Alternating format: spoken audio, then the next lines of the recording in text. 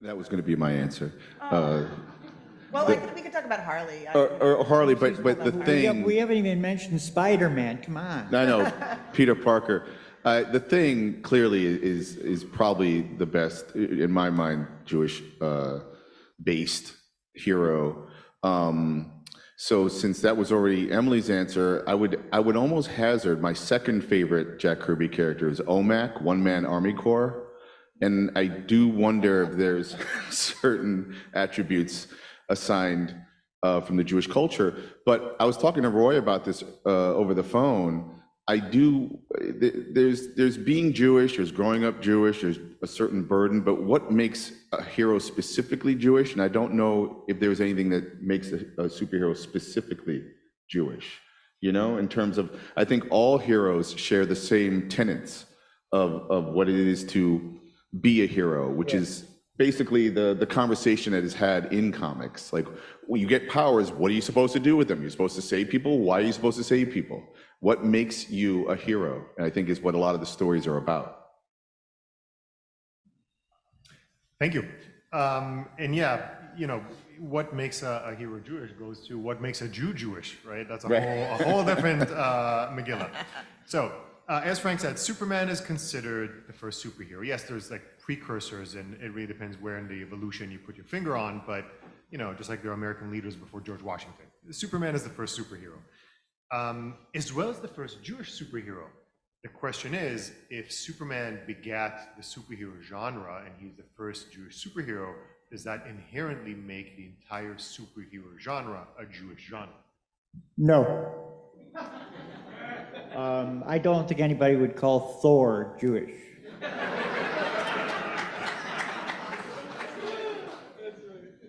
Danny Fingeroth has an interesting theory about Thor bringing Jane and Odin not accepting her as like bringing the shiksa home and the parents not like... But I mean, as you argue in your book, that is amazing. Superman circumcised? It is a fascinating book. Yes. The secret identity part of a lot of superheroes is, I think, comes from the Jewish imagination in the 30s and 40s, right? This is a group of American immigrants who were concealing in many ways or assimilating their identities. And it's a fantasy of, you know, masking your identity and still being super proud of it. And I think that is, you know, a thread that we can trace all the way, you know, through the present moment. I think that's absolutely true. And also, did anybody see Kill Bill Volume 2? Sure. So do you remember when Bill, I think, gives his theory about what Superman is all about and what Clark Kent is to Superman, which is Kal-El's commentary on society, on mankind, by Be the Bumbling Idiot Fool. I always thought that was an interesting aspect as well, and something to think about. I'm gonna share a secret with you. Is everybody sitting down? Good. So that speech from Kill Bill is actually totally ripped off from Jules Pfeiffer's The Great Comic Book Heroes from 1965. It's almost verbatim. Oh, wow. To the point where I think Tarantino did that intentionally for the people who, like me, have nothing better to do than look these things up, to find that as a treasure. But it's almost verbatim the same speech. Oh, wow. I disagree with it, but that's a whole different thing. Right. So despite the comic book industry being on the onset predominantly Jewish, as everybody here of course knows, and many of the early creators being Jewish, explicit Jewish content in superhero comics is a relatively new phenomenon.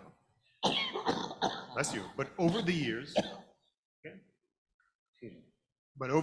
fans, scholars, and industry professionals have identified Jewish signifiers in these characters and stories. And my question to the panelists is, how much of that do you think is meaning that's being uncovered versus meaning that's, you okay? Okay. So all this Jewish, all these Jewish themes, all the Jewish characters, they were never explicit. So how much of that are themes that is meaning that we're being, that we're uncovering versus meaning that's being imposed? Are we reading? I just disagree with your question. Wonderful. With total respect, but you know, I don't think when we're reading things and making inferences or making interpretations, that we are imposing meaning that doesn't exist. I think the text, or in the case of graphic fiction, the text and illustrations are there for meaning to happen in the reading process. You know what I mean? I don't think I own the content of my work after I put it out in the world. I think then it belongs to readers, and the meaning happens in that reading, and then also in the, as we see in comics, the reinterpretation by all kinds of new people, right? You make a movie, you make a TV show, you make a spin-off, you make another comic series drawn by a different artist or written by a different writer, and the thing becomes meaningful in a different way. I couldn't agree with you more. And in fact, from the very beginning, the reader is doing an act of creation by reading. If you read, say, a novel, the kind without pictures in it, you are making pictures constantly as you read it. And when you are so that you are visualizing everything, and therefore you are doing the lion's share of the work. In a comic book, you're doing slightly less work, but you are filling in all those gaps between the panels. You are turning 5 lines and turning them into a living, breathing Charlie Brown or Superman. And in every medium, there is the reader is an important piece of the author. I'm going to say, like, the reader, especially in prose, is the co-author, right, in a lot of ways. And as communication artists, we're communicating our work and creating a dialogue. And I always say that my sentence isn't finished until you add a period or an exclamation mark or a question mark to that sentence, because that's the give and take. Yeah. Whether you disagree or not, or whatever, that's part of the dialogue. I mean, really, when you look at comics, you can see that we are, we're very different, but very similar to hieroglyphs. And hieroglyphs were these stiff little figures where all the meaning and sort of epic nature of the stories they told were totally created by the person looking at them. Those are good answers. Do you think it's a coincidence that American Jews invented superheroes? Could superheroes have been invented just as easily by another group or culture at another time? Let me jump right on that, if I may, because this is one of my favorite subjects. Obviously, one of your favorites. I've read the book. Is that the superhero was created by a couple of Jewish kids from Ohio during a time of worldwide anti-Semitism, and in many profound ways, it was a response, to say the least, to the superheroes have always fought bullies. You're not going to find a better image for a bully than swastika,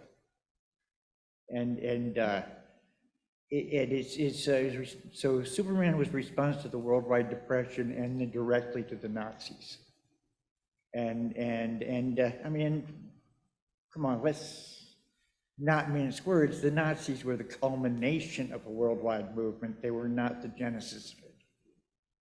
And anti-Semitism was a global movement, still is, and it was very, very big in the United States, and still is.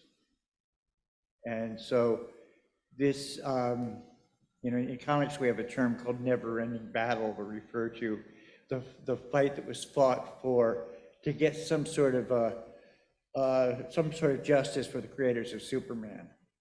The never-ending battle of the superhero is tied in very much with the battle against global anti-Semitism. But I do think superheroes would have been invented by anybody eventually. I mean, don't we have Norse gods and Greek gods, and aren't they superheroes? Yeah, Absolutely. I agree completely. Yeah. It's just why this invention then? Yeah. It just happened to be what people could, people who who could, well, people who would, who took folding over a newspaper section and making use of the cheapest printing media available, were able to create an art form that appealed to a vast number of children at the same time. And I It's always say remarkable. listen, I wanted to make movies as a kid. I still try to make movies and whatnot, but it's a little more expensive, and you have to do it with a whole Yeah. bunch of people. You can't beat a blank piece of paper or a napkin and a pen, and you scribble ideas on, and that can become a comic book. Yeah, how'd you start, Dean? Oh, gosh. I started with folding over, Yeah. 8 by 10 Yeah, sheets yeah, of paper. basically, yeah. Making my own little pamphlets. Make your little Yeah. comics and I mean, that's where it Yeah. begins with your, and you also find your people. When we were younger, Yeah, we saw comics were not cool. We would get scorned. I go to school, and it was just a different, ecosystem. But then I saw this guy standing over there reading Avengers #3. I was 12 years old, and I went up to him, and I was like, "You like the Avengers?" He goes, "Yeah." I go, "I like the Fantastic Four." It was almost like a let's fight kind of thing. But what it did is it connected us. At least it wasn't Superboy. That's Wait, why do you say that? Because Marvel and DC, man. That's the Haspiel Oh of yeah, the that's boys, right. That you know? would have been. That's true. DC versus Marvel fight. But it's what connected us. And then you'd see another kid in the corner reading a comic inside a history book, because again, it was not cool, and teachers would yell at you. Yeah. And then in art class, I was being taught sculpture and painting, and that's cool, but I wanted to draw stories. Yep. Yep. So, there you go. Did we go to the same school? I think we all did at that time. See, I was actually, my dad had the complete, he had no, my parents were divorced, he had no children's books in his house at all, right? And I would go no. and spend the summer. What'd you with him. do? I read the complete collected EC horror comics. Oh, wow. Which he had. Over and over and over every summer. Oh, So it was man. a very good education. And you're always feeling sorry for her. What I would have given. Yeah. So you read The Forbidden Fruit itself. Yeah, he was like, here, read those. These were the most banned, censored comics in history. These were the ones that were considered They are poison for so children's minds, and they were the disturbing. best comics that anybody had ever seen. I'll never Yeah. forget the image, a cover of one of the comics, and it's a subway, and there's a hand holding what do you call it? The handle, but that's it. It's just cut and it's bleeding, and everyone's like looking at this hand, like, what just happened? And it was just forever burned in my brain. I was thinking of the one. I was thinking of the one with the guy hanging with a broken Oh, neck. yeah. It's horrible. Or there's one where the woman's wonderful. falling off the roller coaster. Yep. Oh, If you haven't read these horror comics, let's just talk. highly recommend. Let's just describe Easy Comics covers for the rest of this panel. Didn't they have a series called Psychoanalysis or something? Oh, that was great. See, the psychoanalysis came out because that was when they had to adopt this odious thing called the Comics Code. Yeah. And so they said, okay, we'll do comics that totally obey the Comics Code, and they were called psychoanalysis, which was nothing but people going to therapy with gigantic word balloons. That's right. That where nothing ever happened in the damn No, it was things. horrible. Johnny Craig would draw a bunch of these, remember? And poor Johnny Craig, he was the best guy at crime. Yep. He was so terrific at horror, and he did some of the darkest, scariest, creepiest crime stories. He was such an inspiration for Sin City, yeah. I can't tell you. Oh, really? Oh, And cool. and he was you could just, I mean, I never knew the guy, but I just sort of got a sense from his brushwork that there was this caged tiger, like, in the back room howling like a madman or something. Let me out! And then he went on to ink Iron Man. That's what happened to Johnny Yeah, Craig. well, a lot of those guys, they survived at various. Oh, yeah, they had to pay the bills. Remember Wallace Wood? Oh, yeah. He was in some ways the maestro of the bunch, and he found various ways into fantasy and such. Mad Magazine too. Well, Mad Magazine, he conquered. Yeah. Thank you. Hey, are we being too succinct? You know, it's comic books. Everything needs to be pithy, so we appreciate it. So here's a question I've been curious about. Harley Quinn, who DC Comics' chief creative officer and publisher Jim Lee said is their most popular character after Superman, Batman, and Wonder Woman. She was heavily hinted to be Jewish when she debuted in the 90s in the Batman animated series. And when she made the transition into comics, they made her paternally Jewish and maternally Catholic. Then in the Margot Robbie movies, she's nondescript, and recently in her animated series, they made her maternally Jewish and paternally Catholic. What do you make of all that? Marketing. What I make of that is let me just say, my response to that is a warm glow inside that I don't have to make excuses for all the nervous decisions of DC Comics, okay? Well, you've written Harley Quinn, or no? Me? No. Yeah, no, none of us have Uh-uh. dealt with Harley Quinn. I don't really have an opinion because I feel like it's about sales sometimes. Like, who you can sell to that person or that person? Do a different version, iteration. Maybe they're picking up, to use another movie reference, when Heath Ledger played the Joker in, what was it called? The Dark Knight. And he kept talking about his origin. It kept changing. Like, it's iteration. It's all I iteration. liked that. I liked that because I like the idea, especially with a character like the Joker, is you just get the impression that he's just messing with people's heads. Yeah, You know, absolutely. that let him have 12 origins. It's chaos. But It'll since drive the fans crazy, and it'll, you know, and it means that the Joker probably can't keep his story straight. And doesn't want to, yeah. But what do you think of the idea of a Joker girlfriend who then breaks up with him? Oh, I think that is the sickest, most wonderful idea they could have come up with. I mean, is she a girlfriend? Is she an abused child? Is she, you know, it's like, is she crazier than him? Who knows? Right. Well, the good thing is, you know, the Joker may be a mass murderer, homicidal lunatic, but he's not an anti-Semite. That's But he is kills everyone. But is Galactus, getting back to Jack Kirby, He's what? is Galactus, getting back to Jack Kirby? No, see, I find that in Jack Kirby's work, and the reason I keep dragging this back to Jack Kirby was I feel that he was the most, if I could name a single most profoundly Jewish author in comics, it would be Jack Kirby.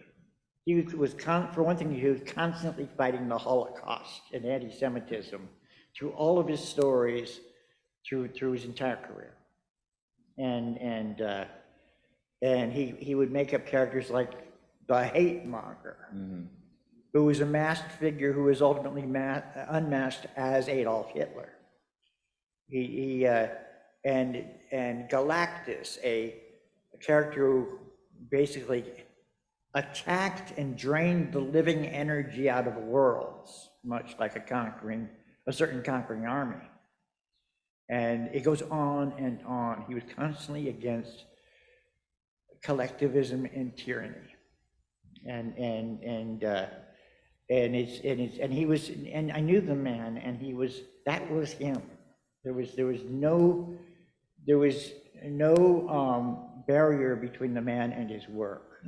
You go into my favorite of his work, which was his New Gods work, which is very Hebrew Bible in its origins, as much as it masks it up in Greek and Norse mythology. And I mean, it has one of the lead characters is named Isaiah. In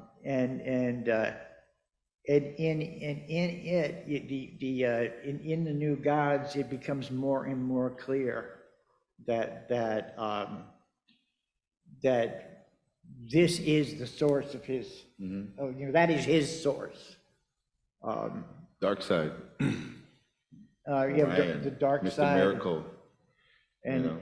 and yeah, and you know, and so the studying the new gods is really the fastest way to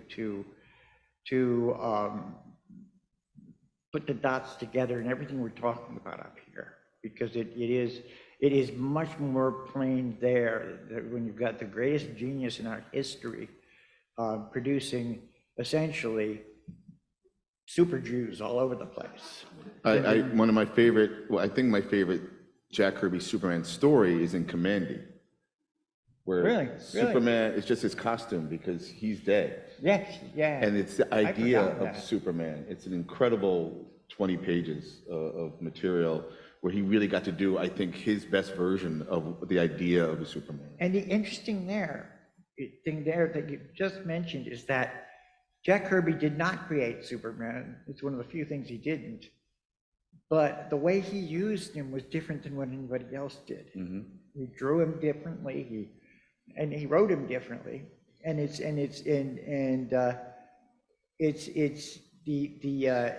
fact that he leaves behind his, you know, his shroud or whatever is just another touch of That's that. exactly it. Yeah. Can I go back to your Harley Please. question? Because Okay. My mind went on about it. And I think that Harley specifically straddles a lot of binaries, if you will. Well, you know, she is in her present iteration, at least bisexual. She is, you know, costumed, right? One side and the other side, alternating. And she is, you know, Catholic and Jewish, apparently. And she's also a villain and a hero. And so I think that may be part of what, I mean, I can't speak for DC, but it may be part of why they are not identifying her as of completely Jewish parentage, is that part of what she's all about is this flip-flop between, you know, good and evil, straight and queer, et cetera, et cetera. So, since we're talking, the first explicitly, if you guys didn't know, the first explicitly Jewish superhero was created by DC in 1977, named Seraph. He was an Israeli teacher. He had powers from biblical artifacts like the staff of Moses and the ring of Solomon and the mantle of Elijah. That's the first one. The latest explicitly Jewish superhero is his own Whistle, the new Gotham City hero. The book is sold out there, and she will sign it if you buy it, so please do. And that's 2021. So my question for you is, what do you think has changed in these 44 years in terms of Jewish representation in superhero comics, and what do you think the future holds?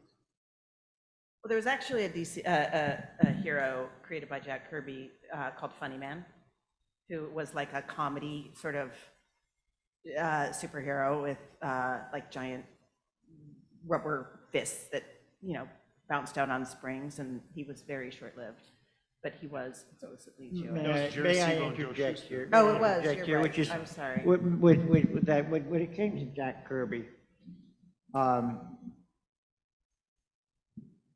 nobody adores his legacy and what he did more than I, except for the complete lunatics.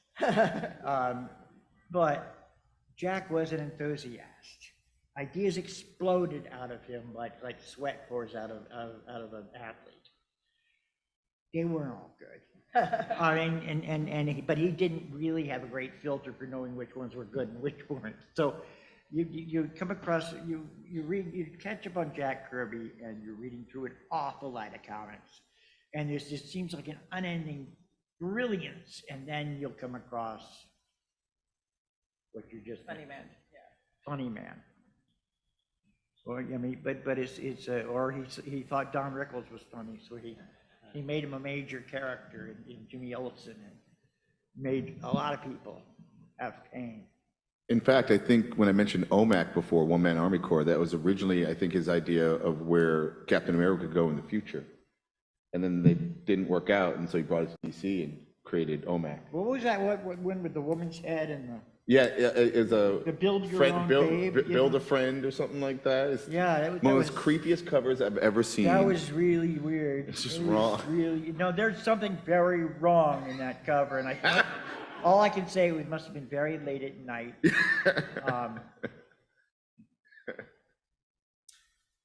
We've all had nights like that. Oh.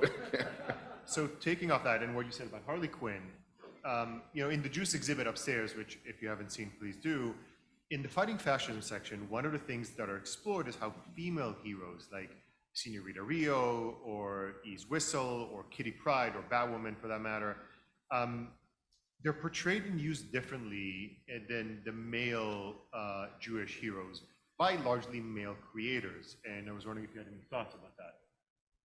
How Judaism is expressed differently for male and female superheroes.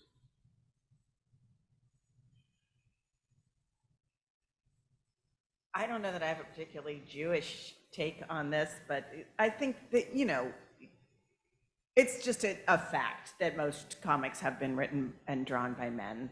And that's changing. And it's also getting more diverse in terms of creators from other kinds of identities and creators writing from the space of their ethnic, religious, sexual identities and so forth. And I think that you see a lot more, I feel like incidental is the wrong word, but diversity where instead of serif or the help me remember, Ragman, who was right after serif, who was kind of a golem-ish rag picker kind of hero. The Hubert character? Kubert, I think, yeah. Yeah. He converted later.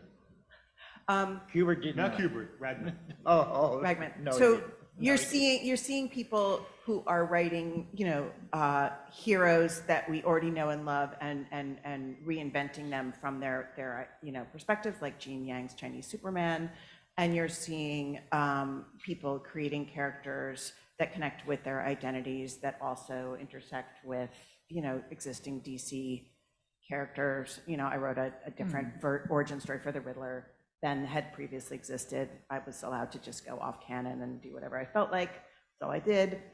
So you're just seeing people being given that freedom to write from where they stand, I think, as opposed to from Jewish mythology or religious positions, or you know, like it can be a part of a whole person and not the only driving force of the character's powers, right? I think earlier we were seeing people whose powers specifically came from their Jewish identity only. And now we're, you know, not that somebody shouldn't be writing that now too, right? I hope somebody is. It wasn't for me to write. But Well, yeah, I think that's part of what our job is, and part of what our function as cartoonists is that I remember when I first took on the Marvel title Daredevil, I was this, you know, this young fellow who'd been raised Catholic, who was taking on the creation of two Jews, and I made him Catholic. I filled it with Catholic imagery and so on. So a lot of what happens across the business of doing this job is we simply impose, and even if we're not aware of doing it, we impose our cultural history upon these characters. I mean, and that's why you get the assignment sometimes, because of your point of view, your sensibility. We you know, I'm a native New Yorker. We grew up in the melting pot of New York City. I have been around everyone. I've touched upon it, and I feel like, you know, I think it's okay for me to write a female character, a black character. Yeah. And recently in my Red Hook series, the protagonist is a straight white male, so you're seeing those characters through his point of view. But I think it's okay for me to do that respectfully, you know? And if you want a certain authenticity and get really deep into the trenches of a certain character that I'm not, yeah, you can hire that person, you know? But when you create your own characters, I think you have a certain permission slip to try to at least navigate. Or you can do that other thing that we writers are known for, which is imagine. Imagine. Thank Observe and you. imagine. That's right. Otherwise, we don't have a job. Yeah, I mean, I cannot be every kind of person there ever was. right. None of us can up here. Yeah. Imagine if we were all disqualified from doing people who weren't like. And part of imagining is having You empathy. could write in men, you know? No, of course, you're always writing a multitude of characters in any story that you're telling, and some of them are not going to be like you. I couldn't write any Nazis, you know, it's like. Sure. But, But and don't you think- I could not possibly write any Martians. Wait, but here, I'm really curious about this. When you are writing villains, Oh, do you, because I fully am all about, like, I just put the worst bits of myself in, and that's like the only way I know how to write evil people, is just like, what's the worst crap that's in me? Can I just like amplify that? Is that how you guys go about it, or do you think more of the villain as other? Oh, I can't stand mushrooms, so all my villains eat mushrooms. Excuse me, let's congratulate Dean on the most shallow answer of the day.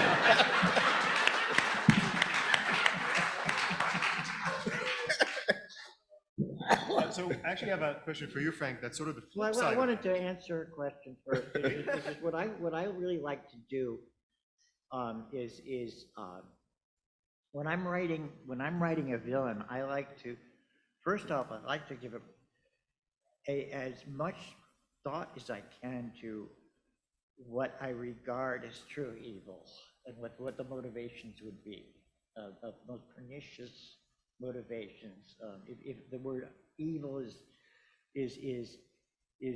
one that, you know, you don't agree with or you know, so on. But most pernicious, self-serving, because that's really what I regard evil as, is the ultimate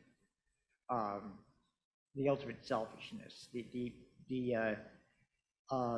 I like to get inside that and imagine it, and then write to it, and really do find that part of myself that I can, or the kind that, the almost satanic part that is trying to find that part in you and pull it out. I find villains wonderful to write.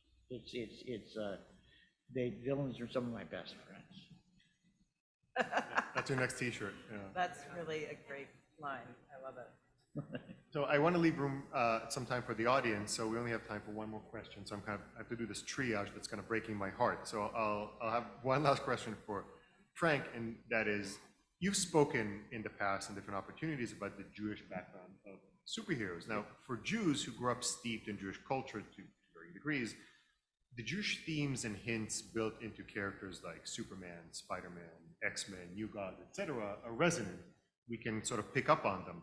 How does a nice Irish Catholic boy become aware of them? When did you first realize what was going on? Well, a nice Irish Catholic boy moved to a certain city on the East Coast, and got to work in publishing, where, believe it or not, you can find some Jewish folks to work in a medium he'd always loved, which was founded, created, and populated by Jewish talent and figures that were drawn straight from Jewish myth, and medium that was also reformed, and early in its age by the greatest cataclysm to the Jewish people in the 20th century. So I may not be Jewish, but you know, I've lived in a very Jewish world my whole life, and I like it. And you're leaving Jews Today with an honorary membership, just so you know.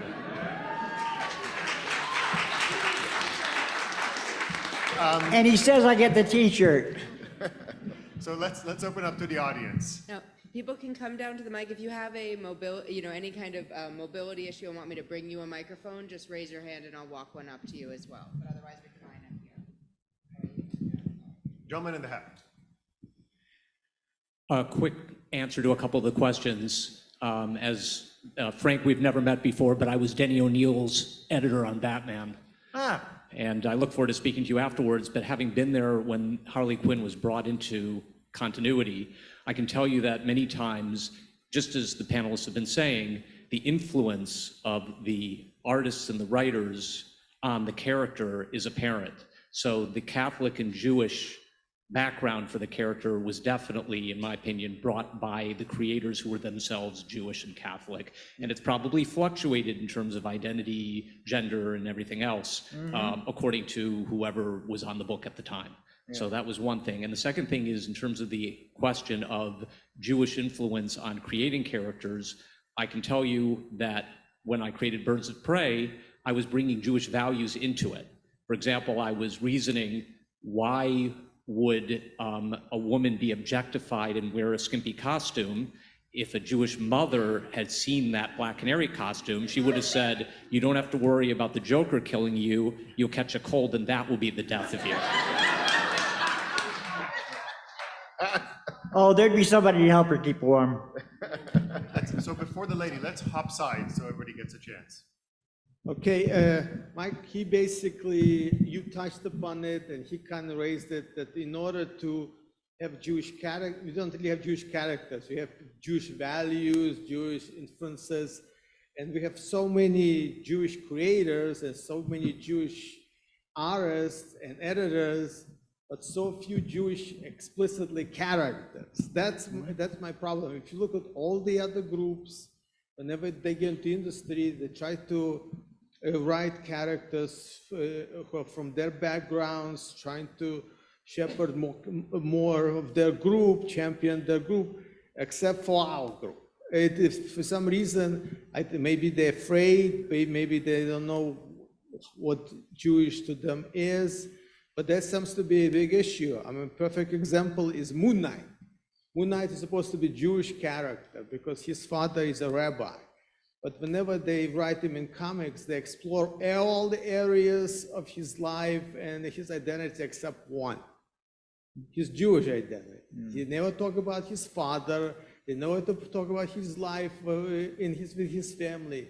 That is never brought up or extended. So for me, my question is, why is there so few explicitly Jewish characters, not Superman, not Batman, who we have to implicitly infer, I'm going to talk about explicitly, in comics, considering there's so many, and historically Jack Kirby and Joel Siegel, so have been so many Jewish creators. Yes. Well, the answer to that is really simple and sad. It's because anti-Semitism has been a very, very powerful force in American history, and the point that, to the extent that so many of the Jack Kirby's and Stan Lee's and all had to adopt different names to work professionally, and so these wonderful myths that have such profoundly Jewish origins were basically dressed up as Protestants. Remember, even Catholics were frowned upon. And I mean, it's as simple as that. It's bigotry. There's no nice word for it. And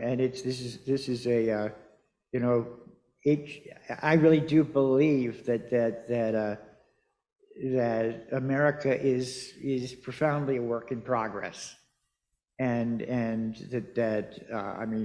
that it is a mission of ours and a duty of ours to redress this. Part of that along the way is, I think, Superman's got to be a Jew. Thank you.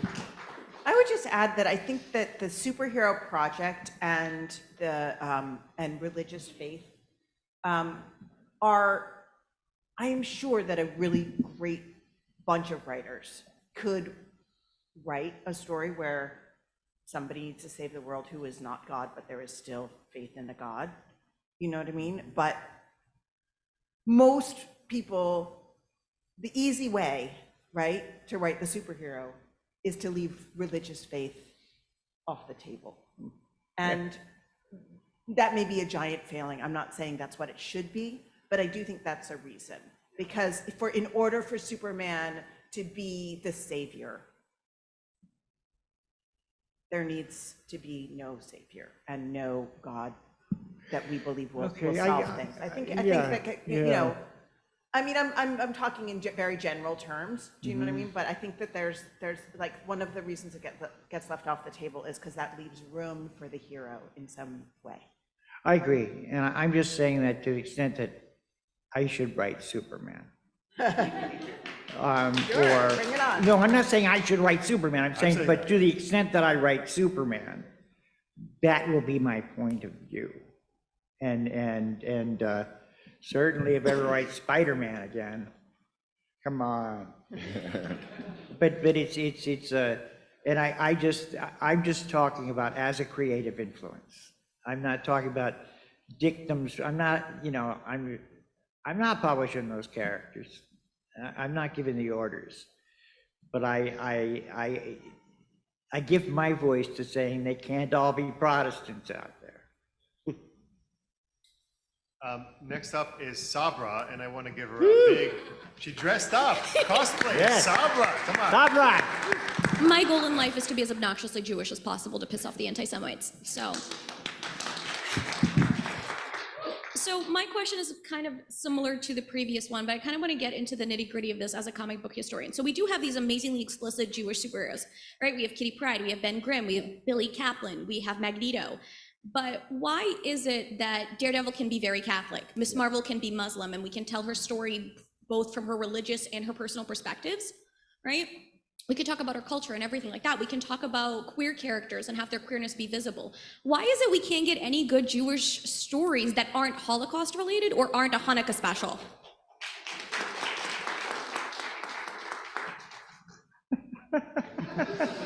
You know, that question is so good, I'm floored.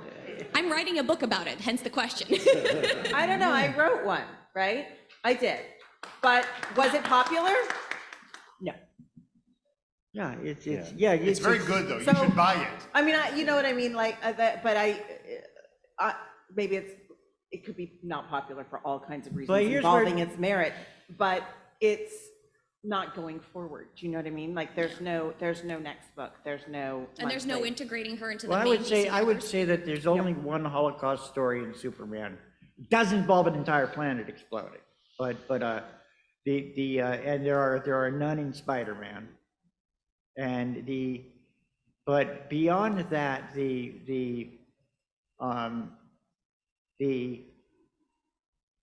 just think there's a lot more Jewish superheroes than are admitted. You know, it's like if you really break it down, you think of who made them up, and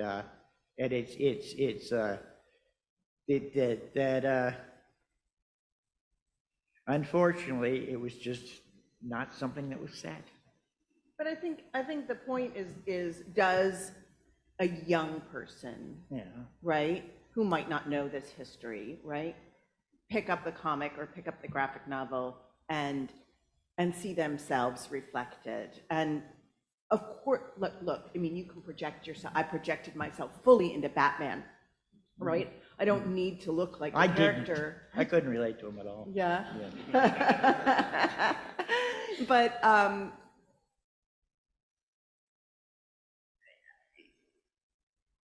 But there's also a value in saying, oh, that kiddo is like me, that kiddo with the powers is like me, that empowered person, you know, has my same gender identity, my same sexuality, my same religious identity. Well, I grew up, and the character I most related to was Spider-Man. yeah, well, me too, yeah. And I was a Catholic kid relating to the most Jewish superhero there ever was. So it's like a certain amount of this, certain amount of can. just being human. 100% agree. Yeah. But I'm just saying also, right, there's also readers who don't necessarily find that point of identification without it being laid out. Well, Right. I kind of have a little bit of, I totally respect and understand people needing to see themselves, especially when you're younger. But, I mean, I grew up a straight white man in New York City, so I've seen billions of stories of, quote, me or a version of me or look like me. But when I was a kid, the first hero I was ever attracted to was a young girl named Dorothy Gale, who picks up a few friends along the way on a yellow brick road. And then they murder, and throughout the story, she assassinates 2 witches. Oh, yeah. With her pals, right? And that's the Wizard of Oz, right? So to me, I didn't need to be a young girl, you know, to have empathy and feel like I could be in her shoes. I wanted to be like her, you know, and not in a sexual way or anything, just like, how cool was that? And the friends she picked up, and I wanted to be the Tin Man at one point, you know? Or Alice in Wonderland. Alice in Wonderland, Yeah. like, so, you know, I just think that that's also important to, like, just, to me, I'm attracted to characters' behavior, deeds, not words. What do they do? And circumstance. I Right. mean, we can't just go to fiction to find versions of ourselves. Emotions are universal. Right. Being alone and afraid and overwhelmed, that's human. That you can do that when you're at any age. Gender has nothing to do with it. And that's how we connect. And I mean, that is where fiction, that's where we connect. That's where fiction offers something that touches more than one person. Thank you. We have time for like a couple more questions, but we'll be hanging around. We Yeah. can be less long-winded. Yes, comic book style. We can be. I want to thank the panelists very much for your discussion today. And so Daredevil, I think, thanks to you, Frank, he wouldn't be Daredevil if he wasn't Catholic. Like that Catholicism for Daredevil, even though it's not all about him being Catholic, his Catholicism informs the way he responds to the world. And I think what a lot of us are talking about is wanting to see characters where their Jewishness informs the way that they act, as they act in the world. I think if you look at, like, you know, J.M. DeMatteis's take on Moon Knight, or some more recent versions of him, where you really see that being the son of a rabbi is actually important to his story, and it's important to the way that he responds. The inherited trauma from the Holocaust as a cause of his DID in some of the versions of his story. So I also think, you know, it's encouraging seeing in Ms. Marvel, seeing the way that, like, Kamala Khan wouldn't be Kamala Khan if she wasn't a Muslim character from Jersey City.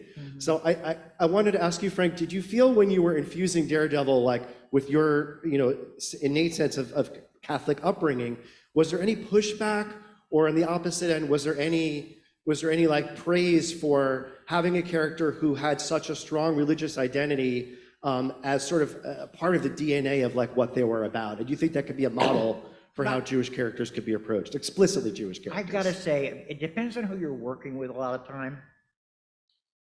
I was surrounded by Catholics.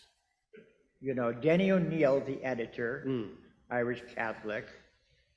David Mazzucchelli, Italian Catholic. And I were doing it. And David Mazzucchelli also is a very serious, student and teacher of art. And he was fresh back from a study tour of Italy, partway through our run. And so the more I put in, the more he put in. And at one point I had Matt Murdock collapse in his mother's arms after I'd revealed she was a nun, and he gave me the damn Pietà. And it's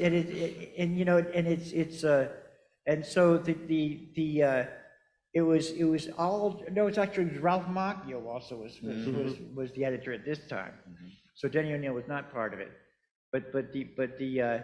it became that part, the Born Again series. Look at the title. Yeah.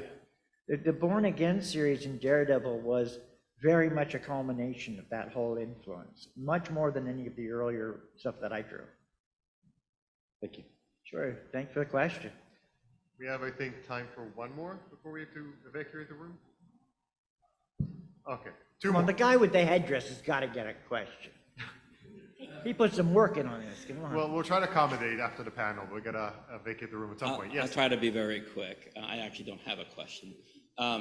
Frank, I actually regard you as someone who's a 41-year-old comic book collector turned self-publishing comic book artist, as one of the last great industry leaders. You know, our mythical father is Jack Kirby, and our mythical father is Neil Adams. But you're the last guy standing, and Neil Adams was always very upfront about supporting Jews, and he did work, obviously, we know that he did work about Holocaust awareness, going back to the 1970s Batman book.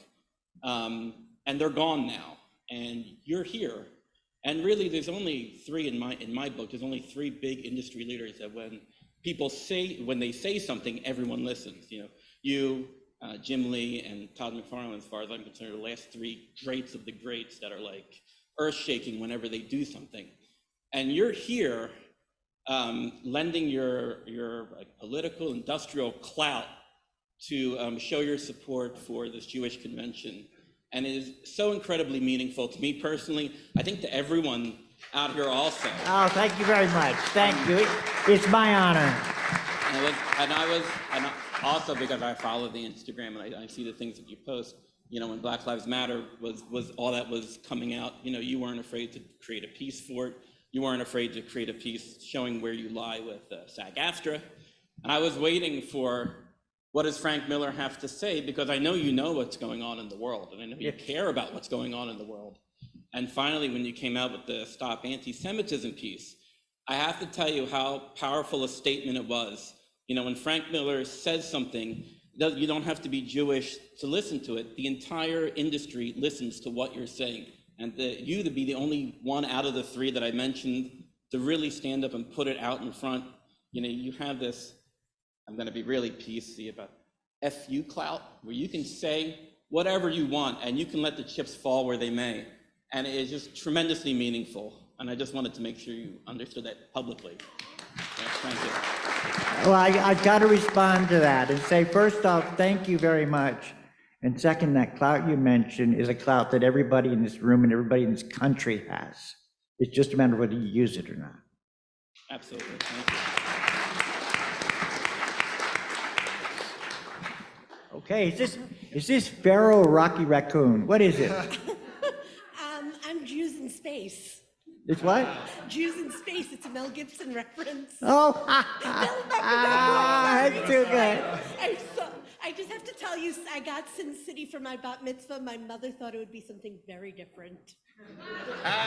So thank you for corrupting me. I have to ask. No, wait a minute. Say that again. My mother got me. No. What? Say it again. The thank you part. Thank you for corrupting me. Could you say it one more time? Thank you for corrupting me. Okay, thanks. Thanks. I have to ask. I feel so much better. I have to ask about Jewish villains because Yes. it's a tough topic. And besides eating mushrooms, how do we basically create Jewish villains that don't increase anti-Semitism? Because for me, I grew up loving Magneto, and I always assumed that my grandfather was Magneto because he also survived the Holocaust. And I was just waiting for him to tell me. So yeah, how do we write, the dark side? Because Jews have the right to, She's destroy so buildings. sweet, okay? She dresses up in a fun costume. She seems really nice. And then she asks a question that is a total bear trap. Mr. Gentile, will you tell a Jewish audience how to make a really evil Jew?